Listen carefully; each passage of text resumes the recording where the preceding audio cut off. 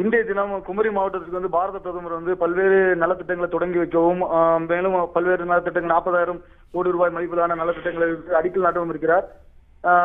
இந்த நிலையில் தற்போது மத்திய அரசானது தொடர்ந்து தமிழகத்தை வஞ்சிவிட்டு வருவதாகவும் அவருக்கு இங்கு வரும் பிரதமர் மோடிக்கு வந்து தங்களது எதிர்ப்பை காட்டும் விதமாக மதிமுகவினர் கருப்பு கொடி போராட்டத்தில் ஈடுபட்டு வருகின்றனர். தற்போது இன்று காலை சுமார் 1 மணி நேரத்துக்கு முன்னதாக குமரி மாவட்டத்தின் எல்லை பகுதியான காவல் கிணறு பகுதியில் வந்து மதிமுகவினர் ஒன்றியோடு தங்களது எதிர்ப்பை வந்து தெரிவித்து வருகின்றனர். சுமார் அரை மணி நேரத்துக்கு முன்பதாக அக்கட்சியின் மதிமுக கட்சியின் தலைவர் வைகோ அவர்கள் கலந்து கொண்டு மத்திய அரசின் பல்வேறு திட்டங்கள் வந்து வருவதன் மூலம் தமிழகத்துக்கு வரக்கூடிய பாதிப்புகள் அது குறித்து பேசிக் கொண்டிருந்தார். அந்த சூழ்நிலையில் தற்போது அந்த பகுதி வந்த பாஜக சுமார் 10 பேர் மோடிக்கு ஜே என்ற ஒரு கோஷம் எழுப்பியதால் மதிமுகவுக்கும் பாஜகவுடைய தள்ளுமுள்ளி ஏற்பட்டது. இதில் பிஜேபியை சேர்ந்த 4 பேருக்கு வந்து லேசான காயம் ஏற்பட்டது. போலீசார் லேசான தடியடித்து கூட்டத்தை வந்து கலைத்தனர். தற்போது வந்து நிலைமை வந்து சுத்தமாக திரும்பியுள்ளது. தேவராஜ், சுயம்புலிங்கம், அந்த இடம் வந்து ஒரு முக்கியமான சாலையா கருதப்படுகிறது. இப்பொழுது அங்கு இந்த மாதிரியான அந்த ஒரு போக்குவரத்து நெரிசல் எப்படி இருக்கிறது? ஏன்னா அதிகப்படியான அந்த மக்கள் போகக்கூடிய ஒரு இடம். தற்போது இந்த மாதிரியான ஒரு சம்பவம் நடக்கும்போது போக்குவரத்து நெரிசல் எப்படி இருக்கிறது? எப்படி போலீசார் கட்டுப்படுத்தி வராங்க?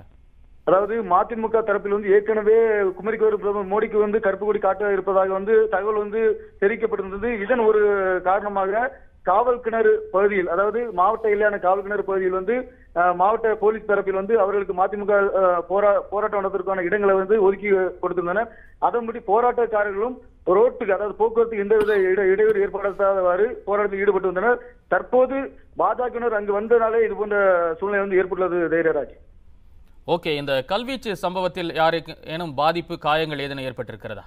அதாவது அந்த போராட்டம் நடந்து கொண்டிருக்கும் வேளையில் வந்து 10 பாஜகவினர் வந்து கூட்டத்தில் புகுந்ததாகவும், அதாவது அதில் மதிமுகவினருக்கும் பாஜகவுடைய தள்ளுமுள்ளி ஏற்பட்டு 4 பாஜகவினர் சேர்ந்த 4 பேருக்கு லேசான காயங்கள் ஏற்பட்டதாக தகவல் வெளிவந்துள்ளது. காவல்துறையினர் யாரையாவது கைது செய்திருக்கிறார்களா சுயம்புலிங்கம்?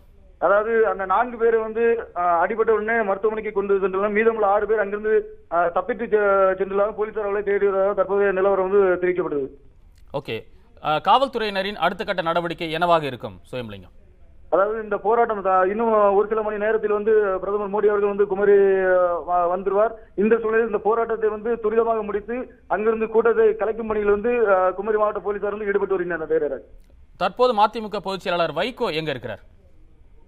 மதிமுக பொதுச் செயலாளர் வைகோ தற்சமயம் வரைக்கும் சம்பவம் நடைபெறும் அதே இடத்தில் தான் இருக்கிறார். இப்ப போராட்டம் நடைபெறும் காரணமாக தற்சமயம் வந்து அங்க வந்து போலீசார் கட்டுப்பாட்டில் அந்த போராட்டம் கொண்டு வந்துள்ள காரணத்தினால் வைகோ அவர்கள் வந்து சிறு தூரம் போலீசாரோ கொஞ்சம் தள்ளி நிப்பாட்டி வச்சிருக்கிறாங்க.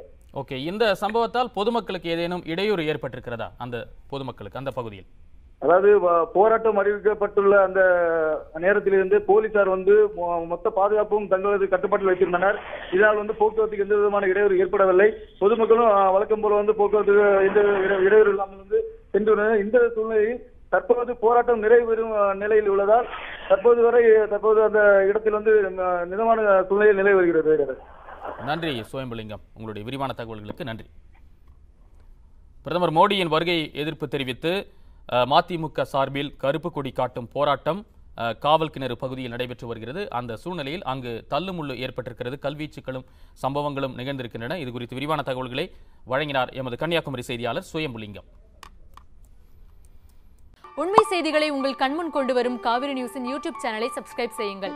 நொடிக்கு நொடி நாட்டு நடப்புகளை தெரிந்து கொள்ள காவிரி நியூஸ்.tv, Facebook, Instagram, Twitter போன்ற சமூக வலைதள பக்கங்களோடு எப்போதும் இணைந்திருங்கள்.